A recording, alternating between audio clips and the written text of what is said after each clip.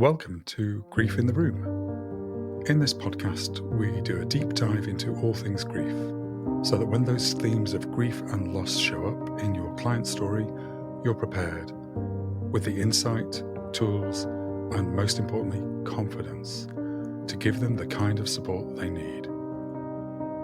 Grief in the Room is presented by Martin Ruddis and Trudy Bamford, grief trainers and advocates, and good friends. We bring warmth, humanity, and humour to this subject, and we're so glad you're joining our conversation today. Please do subscribe to and say hello to us in the comments.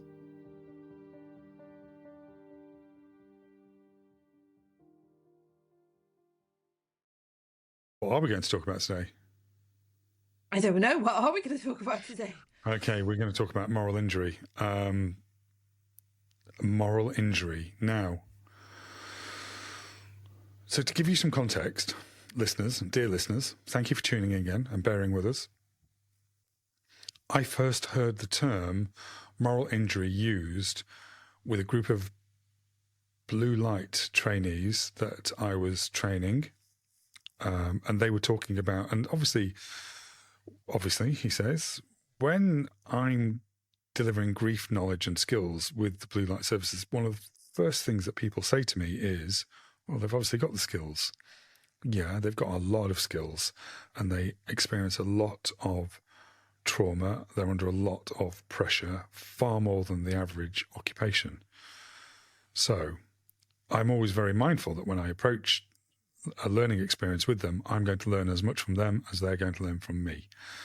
Because I'm not an expert in grief, but I could be considered a bit of an authority. I prefer the authority word as opposed to expert. One of the people that were attending the course talked about moral injury, and my ears immediately picked up because it's such an evocative word. And in fact, it's a word that I tried to use in the training material that we create.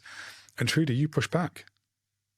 Yeah, I don't know what it is. There's something about the phrase that provokes some kind of a response. And I actually think it'd be quite interesting as people are listening, whether it is provoking something in them too. There's just something about the phrase. So when we say moral, do we immediately go to morals of value and worth and, moral compass? Probably. Yeah, it's probably something to do with that. And you in your life have had a lot of moral lessons in terms of the teachings that you've experienced and the life experience. We can delete all of this, of course. Well, yeah, we're not going there. But is that why it might evoke a response from you? I think possibly, if you've had a particularly stringent moral code imposed upon you, yeah, the phrase probably carries quite a lot of weight. The moral high ground. Well, I like the moral high ground. I'm not going to deny that. But having the moral high ground often leads, in my experience, to righteous indignation. Oh, I like a bit of that too. Yeah, I think our listeners are quite clear that you probably do as well. Okay. So, but I agree with you. Moral injury. So, the context that this was used, it was in grief, it was in bereavement, and it was within this organisation that a story was retold where effectively, and I've heard this story many times, not just in this blue light, but many, many times, to varying degrees of severity as well. You can't go to the funeral, you're needed at work.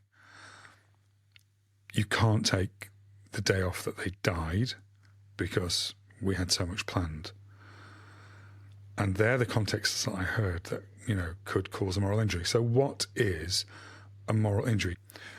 So a moral injury happens, actually there's two ways it could happen. One's self-imposed and one's imposed.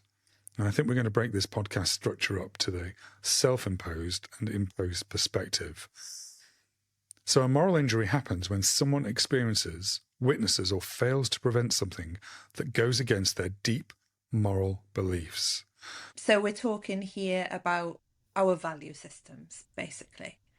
our personal values and what matters to us and what we believe is right and just, and the kind of person we want to be with ourselves, with our loved ones, and in the world. This is what we're talking about here. Yeah, our values, our morals, our moral compass, the way we react. So, and many people fall out with people not because of what they say, but because their moral values are offended. It goes against their beliefs. When we're bereaved, our emotions are heightened. We're not necessarily in control of our emotions, if ever we are, truly. But certainly, when the emotional human being is behind the car wheel, the rational side of things is generally not in the passenger seat. It's not in the rear seat. It's tied up in the boot. So we can lose our rationality and move outside of our window of tolerance very, very quickly when our moral compass is spun on its head. So the unhealthy negative emotion in my world for that would be guilt as opposed to remorse. So guilt. So we're feeling guilt. Now that's a huge one for grief, isn't it? For sure. Yeah. And that may manifest, self-imposed, by feeling that they failed the person who's died. So very often, a bereaved person might believe they could have done more or should. And again, should is not a word I use very often. I don't should on myself or people. But they should have done more to prevent the death or help the person who's died. So a family member might say, I should have noticed the symptoms earlier, or I should have insisted they go to the doctor sooner. This is counterfactual thinking and rumination. And it's very, very frequently part of traumatic loss. Incredibly so. So as like our previous episode discussed and talked about, that rumination, that counterfactual thinking, which is it's one of the key indicators and signs for prolonged complicated grief disorder. This is where grief can become pathologized. It can become a disorder. So we know that rumination and counterfactual thinking is a key indicator of that. I should have noticed. Why didn't I? How could I? And the other half to that question I always say is, they'd still be alive today. Guilt. Okay. I've committed a sin. I've broken my moral code. So that's one way it could be self-imposed. And another example of that would be as part of anticipatory grief.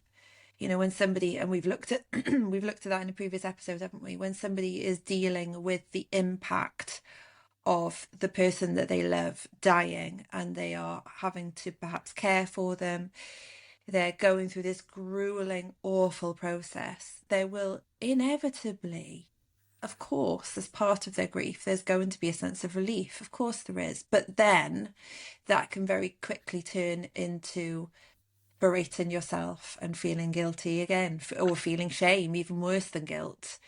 That, how could it? And I've experienced this. I think I might have mentioned this in a previous episode, that I was taking a workshop, and one of the attendees, her husband had been terminally ill for a long, long time, and it had been a horrendous experience for her. And she was longing for the end to come. But as soon as it did, she was hit with such guilt for longing for it. How could I possibly have longed for this? So that is moral injury, isn't it? Yeah, because we know that even though you're anticipating the death of someone after a long period of illness, when it happens, the brain is still going to do its gone but forever lasting thing. So, they have died. Of course they've died. We know they were going to die. We've been knowing it for a long time, but it doesn't matter because the brain is still saying that person was important to you. This was your role and da-da-da. Find them now. Yeah, huge. And that's interesting that relief, we hear that a lot as well. You're right. That can come with a lot of weight and a lot of judgment as well, but also the decisions made during end-of-life care. Because there's so many decisions. Do I take that treatment? Do I go there? Do I do this?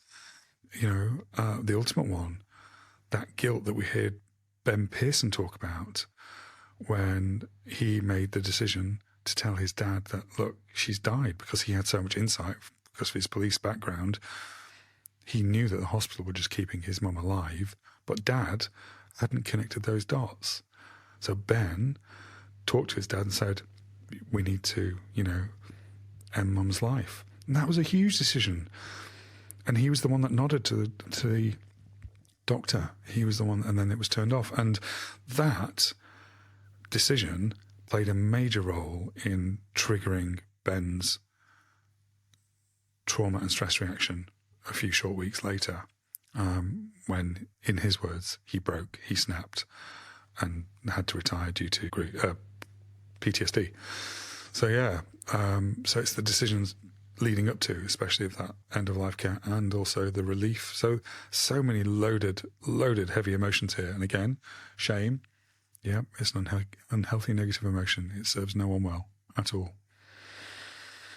And we also know that everything around death and dying is messy and it can't be planned for. And there are circumstances, lives are complicated, relationships are complicated, we are complicated, and somebody may find that they were unable to be present perhaps at the deathbed, or they were unable to reconcile with the person, or were unwilling to reconcile with the person. There's that ambivalent grief that we've talked about again, isn't there?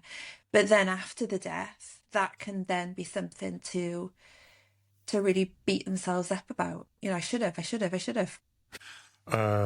Yeah, these all have the effect of causing a self-inflicted moral injury. Yeah, very much so. Very much so. So, I mean, we've talked extensively about what the effects of grief are. I mean, the emotional impact, those deep guilt feelings, the shame, the anger, the disgust at their perceived failures. This is a whole spectrum that people can unpack, very much so. Spiritually, that moral injury, you could harm yourself if you break faith, if you have that existential crisis, questioning those previously held spiritual beliefs. How could God allow this to happen? You might have an existential wobble. What's the meaning of life now? And again, then you might start to have this moral injury about how you've broken faith, feeling punished or abandoned by your particular higher power. And you've lost your community as well. And that community will have lost you, but, and that could be, well, to use our favourite word, messy in both ways. And of course, we know that as humans, we run on connection. So this is one of the really, really painful parts about grief, is how it can disconnect us from one another. So if somebody is battling with these kind of thoughts, this kind of guilt and shame, they will inevitably also be battling what are others thinking of me? Are they blaming me? What about the rest of the family? That I had to make that decision to turn off the life support. Are they now blaming me? What about my community? What about the people I work with? I didn't go to the funeral because we were estranged. They must be thinking I'm a terrible, terrible person. So then they will withdraw, and then they're stuck in their heads even more, and then it's a downward spiral, isn't it? Yeah, and societal perception, you're right, that plays such a huge part. And then if you're feeling like that and you're pulling back from the people around you and feeling that sense of judgment, even if it isn't real, you're feeling it, you're then also cutting yourself off from the support, the comfort, the connection that we need in order to be able to manage the impact of grief. Because nothing can take away grief, but when we have support from others, that enables us to carry it. And that isolation, that lack of connection, can really amplify our grief, for sure. And when strong emotions and thoughts and opinions are coming at you, you can feel very disenfranchised, especially if they're not aligned with your personal views. So the key part of moral injury is that you really can't forgive yourself. And that might lead you to sabotage your own happiness or success because you basically don't think you deserve good things.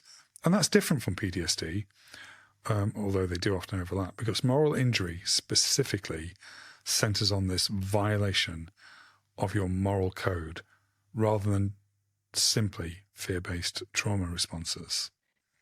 So I guess what we've been talking about up to now has been more kind of internally provoked moral injury. but somebody bereaved could also experience moral injury that is kind of externally provoked because they can't be in control of the way that they respond to the bereavement, because sadly currently our society is really rubbish at understanding and supporting the bereaved, particularly when it comes to, the work settings, things like that. Yeah, I mean, there's lots of talk about bereavement policies. Does your company have a bereavement policy? And if not, you should get one. And no, we've got one. That's great. We will give you 3 days off if your father dies. We'll give you 2 days off if it's an aunt. We'll give you a day off if it's a brother. Nothing if it's a pet. These policies are, generally speaking, productivity and relationship-based policies. They're not person-centered policies. They don't meet someone's needs. They don't deal with pet loss. They don't recognise the level of bond. They don't recognise, caring commitments for someone who's end of life and anticipatory grief. So bereavement, i.e., definition of bereavement, a loved one has died. Perhaps it shouldn't even be called bereavement policy. Perhaps it should be called grief policy. Grief is not just about someone's died. It's about any bond that's ended. In those policies, we often see management discretion. And again, I was training a large financial organisation down in Southampton, 3 groups of 15 people. And even within one group of 15 people, you may as well have thought it could have been a different company, a different organisation these 2 people worked for. Because one said, the manager supported me, I had time off, I had gradual time off in hours when I needed them, because this particular one was prolonged illness they were looking forward to for someone, after someone. And another person said, I can't believe that, because my manager wouldn't let me do X, Y, and Z. I couldn't even have the day off for the funeral, because it came down to manager's discretion. What is manager's discretion? What is discretion? You have to have a level of skills, knowledge, and understanding about grief and to make a decision, or you could cause a moral injury. So some of the ways that managers can cause moral injuries to a grieving employee, just by violating what people would consider basic moral obligations in the workplace. Moral, there we go, that word again. What is a moral obligation in the workplace? Well, forcing impossible choices. So, making the grieving person who's in one of the most heartachingly sad, emotionally painful times that they're ever going to have. That bond is broken, the brain is not functioning properly, 60 to 70% capacity the first 6 months after a significant loss. So, everything's a struggle. We're outside of our window of tolerance. So what about if they make the grieving person choose between attending a funeral or keeping their job, or demanding they return to work immediately after a loss when they're not emotionally ready? We hear this in our classrooms all the time. And we know that grief is the flip side of love. So when somebody is grieving, in effect, they are also honouring the love that they held for that person and the bond that they held for that person. So by forcing them to, come straight back to work, have the same productivity, pack those feelings away, it could, for that grieving person, feel like they are betraying the person that they've lost, because they're not able to honour as part of that grieving process. And that is just going to amplify the grief and all the feelings and the emotions, anxiety, depression, anger, guilt, shame, all those things that we've talked about. Yeah. What else? It's you're breaking trust. So, we strive to have good, trusting relationships with our managers, to treat them with a basic human dignity. We want to be treated with a basic level of dignity, but especially during a vulnerable time. But what happens if the manager doesn't get it? doesn't really understand? What happens if they've got no experience of grief in their own world? Or what happens if they just walk and view the world in a different way? And the manager dismisses or minimises the person's grief. We've all heard this. It's been 2 weeks. Aren't you over it yet? Yeah. And we know that this happens, and I think it is important to acknowledge that a lot of the time people don't behave in a heartless way. They don't say insensitive things because they are heartless, because they are insensitive. It's simply that they either haven't got personal experience or they just haven't had the education to understand what's going on for somebody. So, and of course, they're under tremendous pressure too.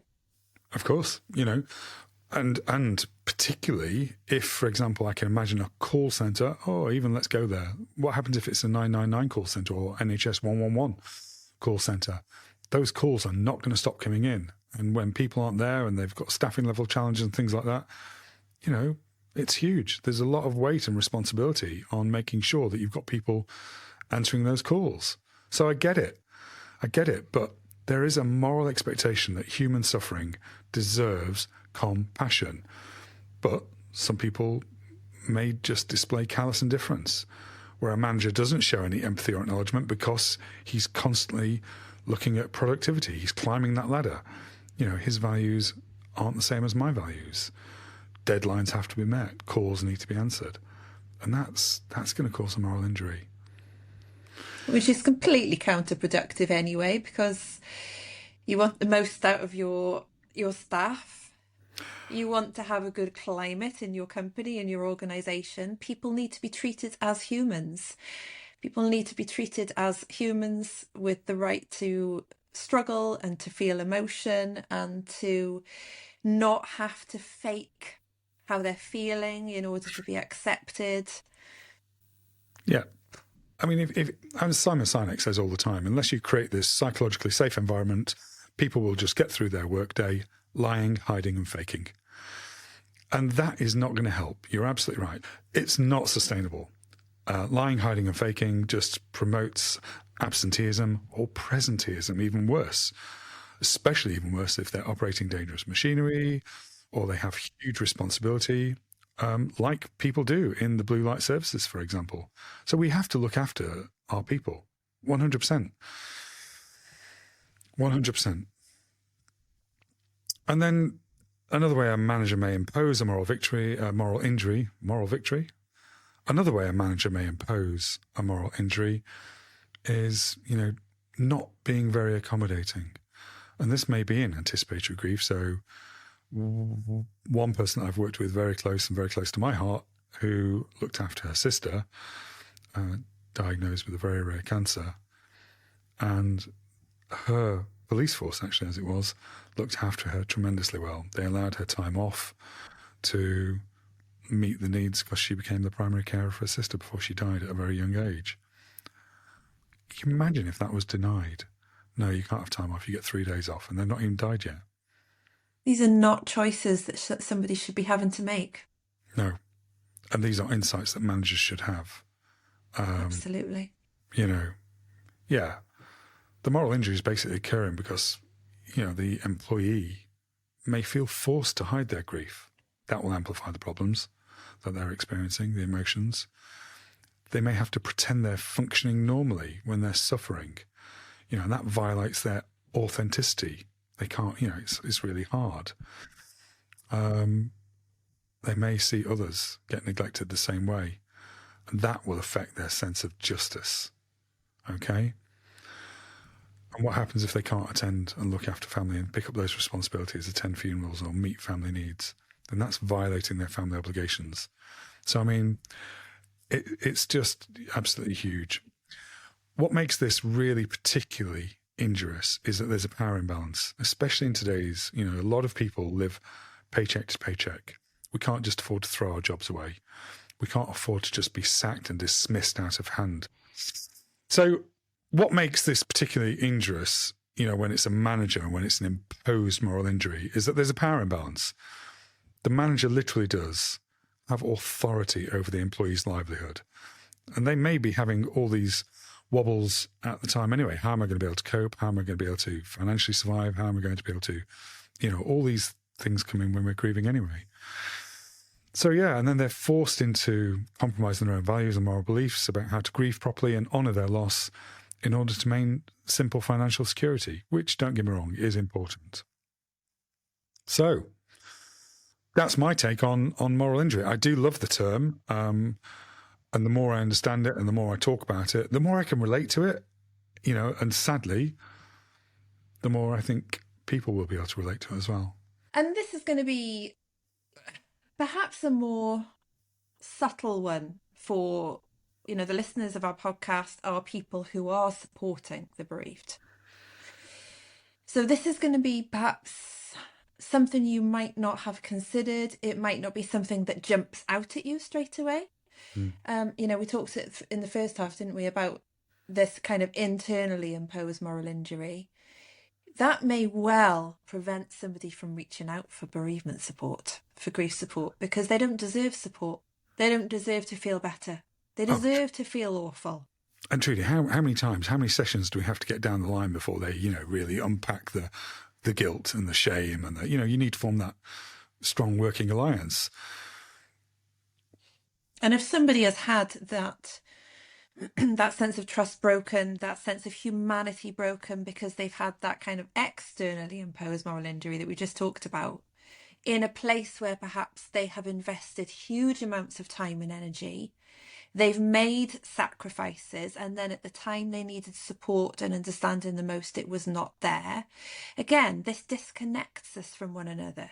This will make it much more difficult for somebody to perhaps reach out or to accept support and help. And this is the thing with grief. This is why we set up this podcast, is because the more you look at it, the more you unpack it, the more there is to see, the more there is to understand, the more nuance there is, the more angles there are that perhaps you may not have ever considered before. And hopefully this is something that's coming through to our listeners, is that they will be getting those kind of light bulb moments.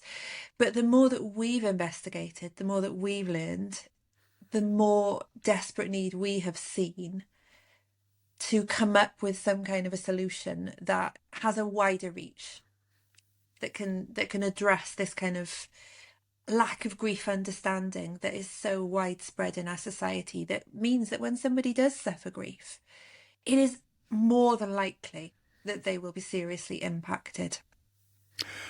Yeah, and they're going to be impacted because of the nature of grief. We know this. We know what the brain does. We know how we react. But to add injuries on top of that, especially moral injuries, especially externally imposed moral injuries, we can help remove that. And someone that's self-inflicting their moral injuries, the guilt, the shame, the heightened emotions, and our solution is grief guides. Now, I know we're going to talk more about the grief guides concept in a new podcast probably later on in the month, but in April of 2025, we'll be trialling our new grief guides concept, which is a workplace training initiative that combines a physical resource and tool, a self-learning resource library that will continually grow, evolve, and be available forever, and a trainer-led, by myself or Trudy, Zoom session to really add some more nuance and deepen that understanding and talk about the more sensitive subjects around grief. We are going to be launching this and scaling this so we can ripple it to the edges of the organisation. So literally give the people to the left and to the right of us the sensitivity, skills, knowledge and confidence to be able to help someone to reach over and literally put that metaphorical hand on their shoulder and talk about the elephant in the room, in this case, grief. By doing that, by making sure that this knowledge and skills is literally at the edge of all the organisations, those people that are interfacing and interacting with their clients, service users or customers, they're far less likely to impose any form of moral injury because they'll have the sensitivity and knowledge and understanding. Likewise, internally within the organisation, the managers will have a depth of understanding. So in that bereavement policy, where it talks about managers' discretion, at least the managers will have some depth of knowledge to be able to be discreet. And we have talked about the negative impacts. If we've been talking about moral injury, we've been talking about the negative impact when this happens. But there's also an opportunity, there's a missed opportunity, because we've deliberately chosen for grief guides a kind of our strapline is that we never forget the people that step up for us in life's toughest moments. We don't forget the ones that don't step up for us, but we definitely don't forget the ones that do. So when workplaces, organisations invest in having grief understanding so that support is there, so that level of insight is there, that has a positive impact that can be really far-reaching. Oh, truly. I mean, look, we're recording this on the end of March 2025, and we've just literally published that LinkedIn article where we talked exactly about this. A bank that I did some grief training just before Christmas because they recognise that there's a heightened mortality in January, February, March, the colder months in England, and they wanted grief training. So I made them a movie that they could show to hundreds of employees, and we did 2.5 hour training sessions for ×3 for I think 60, 80 or 90 people within their core bereavement team. So this is the team within the bank that receives those calls. It's advertised everywhere. If you've been bereaved and you need to engage with the bank to settle affairs and find answers and ask questions, call this team. And yeah, so my very close family friends were very suddenly bereaved, and they stayed with me for 3 or 4 days, and they had to make several of these calls to many organisations. Not the bank, actually, while they were with me, more the police and the coroner's service and such things like that. They had a really rough time on these calls. Many of them were on speakerphone, I heard them, especially with this particular coroner's office as well. Their loss was not acknowledged in any way, shape or form. And that left my friends and me feeling upset, angry and confused. Why wouldn't you? We were talking about the death of a 24-year-old. But anyway, fast forward a month at the funeral, which would have been February 25, he mentioned this amazing phone call. My friend mentioned this amazing phone call that he had with the bank, his son's bank, when he had to make these phone calls, how held he felt, how easy it was, how they made it so much easier. And it was the bank that I trained. I don't know if the person that he spoke to I trained, it doesn't matter. But that bank had made a choice to give and invest in the skills of that team over and above their normal internal skills. They brought in, one of the large grief charities to give them extra training. And it was incredible. It was incredibly rewarding to hear that made such a difference, because it did make a difference to my friend. He is telling his story, and he's telling his story very much so how the coroner's office was so deeply distressing and upsetting. And he's also telling the story about how happy he was with this experience of this bank. And I would imagine, that probably had a pretty huge impact on the person that was on the other end of the phone too. This is really, really tough stuff. Our listeners know that it's really, really difficult. If you don't have any form of grief awareness or any form of communication skills in this area, and you're having to deal with these kind of calls, that has a knock-on effect. It has a huge knock-on effect. But when grief understanding can be rippled out like this, every single person that has any form of contact can play a part, so that we're all kind of carrying that grief. Yeah, absolutely. We cannot afford to just concentrate our core skills in the centre of an organisation. We need to make sure these skills they ripple through an organisation. So that was our take on moral injury. We are finding this entire approach fascinating, but it's very relatable as well. And as we talk about it in the classroom, with people that come to us for training, people relate to it. So people can, once they understand the concept of moral injury, people are drawing out the stories, and it literally does. It hurts. It hurts more than it should hurt when we are morally injured. So we recognise that this podcast is primarily aimed at counselling therapists or students of counselling, but it's really aimed at everyone, especially this episode. So thanks for listening. Thank you for joining our conversation today. This episode of Grief in the Room was presented by Martin Roddis and Trudy Bamford.